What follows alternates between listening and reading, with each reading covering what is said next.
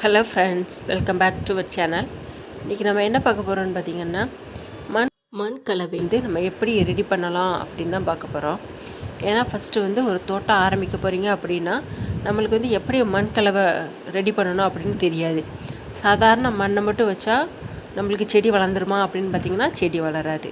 அதுக்கு நம்ம சில பொருட்கள் வாங்கி தான் அந்த மண் கலவையில் சேர்க்கணும். அப்போ தான் செடி நல்லா செழிப்பாக வளரும். இப்போ நான் வச்சுருக்கிறது இது பேர் கோகோ பீத். இது காயர் பீத் அப்படின்னு வேறு சொல்லுவாங்க. இது வேறு ஒன்றும் இல்லை. இது தென்னை, நம்ம தேங்காயோட பின்னாக இருக்குது பாரு நார், அந்த தேங்காய் நாரை தான் மிஷினரி போய் இப்படி தூளாக்கி கொண்டு வந்துடுறாங்க. இதை ஃபஸ்ட்டு நம்ம வாஷ் பண்ணி எடுத்துக்கணும். இது நான் வாங்கினது 5 கிலோ 5 கிலோ இருக்குது, 7 கிலோ, 6 கிலோ, 10 கிலோ. இப்போல்லாம் சின்ன சின்ன ஒரு 1/2 கிலோ 600 கிராம் அப்படிலாம் இப்போ நர்சரியில் கிடைக்கி. உங்களுக்கு என்ன சைஸில் வேணுமோ நீங்கள் வாங்கிக்கலாம். இந்த காயர் பீத்தை நம்ம எதுக்கு கழுவி அலசி எடுக்கணும்னு பார்த்தீங்கன்னா, இதில் அதிகமான உப்புத்தன்மை வந்துடும். அதனால தான் நம்ம அலசி எடுக்கணும். நீங்கள் ஒரு பக்கெட்டில் போட்டு கூட தண்ணியில் வச்சு அலசி எடுக்கலாம். இன்றைக்கி நான் வச்சுருக்கிறது ஒரு பேக்கெட் தான். அதனால் அதிலே நான் அலசி இப்படி புழிஞ்சு எடுத்துட்டோம் அப்படின்னா அந்த உப்புத்தன்மை எல்லாருமே வெளியே ஏறிடும். நான் அந்த கோகோ பீத் எல்லாத்தையும் அலசி எடுத்துட்டேன். இதே மாதிரி தான் அலசினோன்னா வரும், தூளாக வரும். இப்போ ஒரு பக்கெட்லேயும் இன்றைக்கி ஒரு பேக்லேயும் வைக்க போகிறேன். ஃபஸ்ட்டு பக்கெட்டில் நம்ம ஓட்டை போட்டுக்கணும்.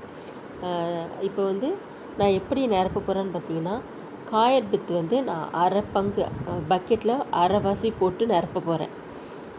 ஏன் இந்த காயர் பீத் போடணும் அப்படின்னு பார்த்தீங்கன்னா, இப்போ நம்ம மண் மட்டும் போட்டு வச்சோம் அப்படின்னா நம்ம தண்ணி ஊற்றும்போது சில சமயம் தண்ணியை ரொம்ப அந்த மண் ரொம்ப ட்ரை ஆயிரும், இல்லைன்னா சொதன்னு ஆயிரும்.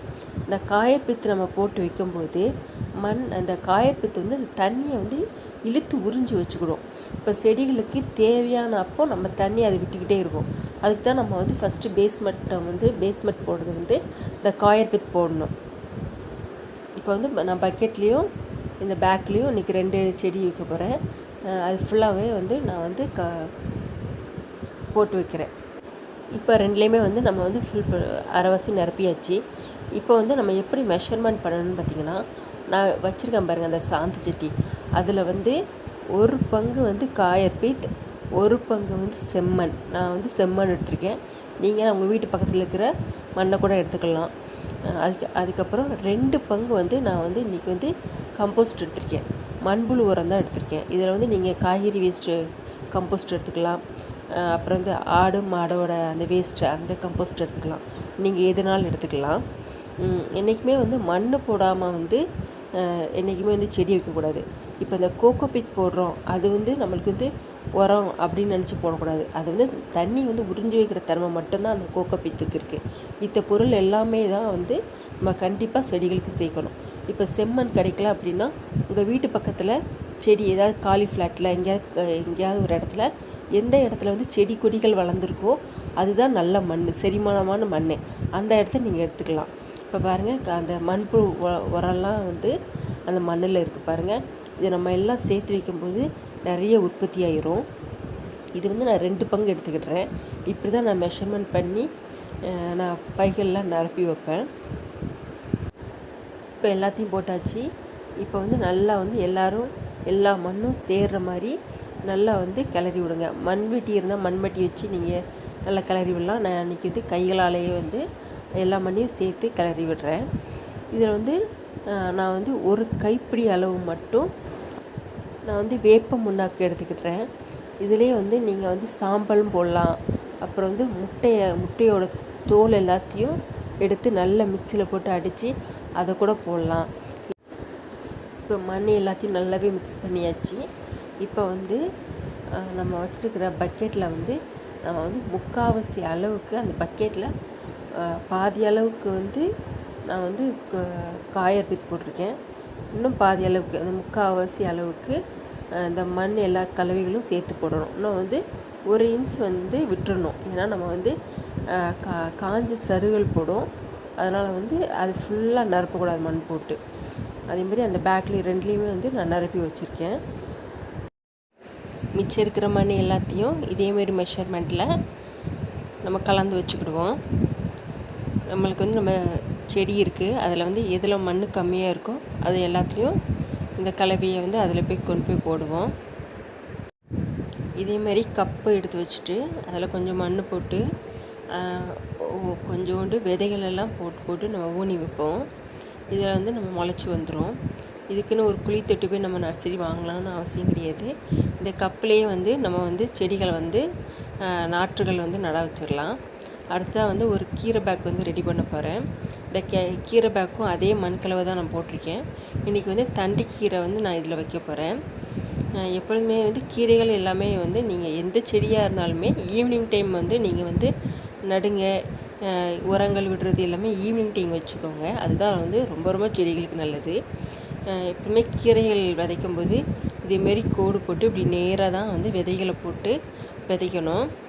லைட்டாக மூடி விட்டால் போதும். உள்ள ஆழமாக வந்து நம்ம வந்து தூவி விட்டு மூடி வைக்கணும் அவசியம் கிடையாது. மேல் டாப்பில் தூவி விட்டு லைட்டாக மண்ணை மூடி விட்டாவே நல்லா கீரைகள் வந்து சீக்கிரம் வந்து முளைச்சி வந்துடும். அதுவும் வெயில் காலத்தில் வந்து கீரைகள் வந்து நல்லாவே வந்துடும். கீரைகளுக்கு எந்த ஒரு பராமரிப்பும் தேவையே கிடையாது. அதில் வந்து எந்த ஒரு நோய் தாக்குதல் அப்படின்னு எதுவுமே வராது. ஈஸியாக கீரைகள் வந்து ஈஸியாக வளரக்கூடிய ஒரு தாவரம் தான். நம்ம மிச்சம் இருக்கிற மண் எல்லாத்தையுமே நம்மளுடைய செடிகளை வந்து கம்மியாக இருக்கிற தொட்டியில் வந்து நம்ம வந்து போட்டு விடுவோம். எப்பொழுதுமே வந்து நம்மளுக்கு ஒரு மெயின்டெனன்ஸ் தெரில, செடிகளுக்கு வந்து எந்தெந்த ஸ்டேஜில் என்னென்ன கொடுக்கணும் அப்படின்னு தெரிலனா ஒன்றுமே இல்லைங்க. வாரம் இப்படி ஒவ்வொரு கைப்பிடி அளவு ஏதாவது ஒரு உரங்கள் மட்டும் நீங்கள் சேர்த்துக்கிட்டே வாங்க. அதிலே வந்து நல்லா வந்து செழிப்பாக வந்து உங்களுடைய காய்கறிகள் வந்து நல்லா வளரும். பாருங்கள், வந்து எல்லா பேக்லேயும் வந்து மண் வந்து கம்மியாக இருக்குது எனக்கு. அதனால் வந்து நான் எல்லா பேக்லேயும் நம்ம கலந்து வச்சுருக்கிற மண் கலவையை வந்து நான் சேர்த்து விட்றேன்.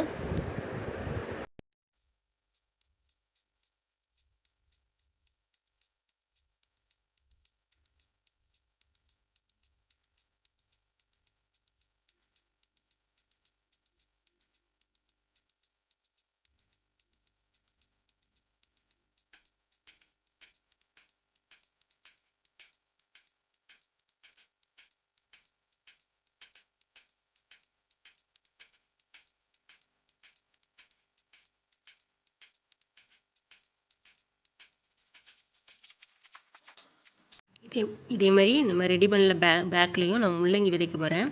நான் போடுற விதைகள் எல்லாமே வரும்னு சொல்ல முடியாது. இதில் சில விதைகள் தான் நல்லா வரும். நம்ம கொஞ்சம் விதைகள் போட்டு இதில் முளைக்க வச்சுட்டு அப்புறம் எடுத்து நம்ம வந்து வேறு பைகளை வச்சுருவோம். இந்த வீடியோ உங்களுக்கு பிடிச்சிருந்தா லைக் பண்ணுங்கள், ஷேர் பண்ணுங்கள், கமெண்ட் பண்ணுங்கள், சப்ஸ்கிரைப் பண்ணுங்கள். மறக்காமல் பெல் பட்டனை கிளிக் பண்ணி விட்ருங்க. தேங்க்யூ ஃபார் வாட்சிங்.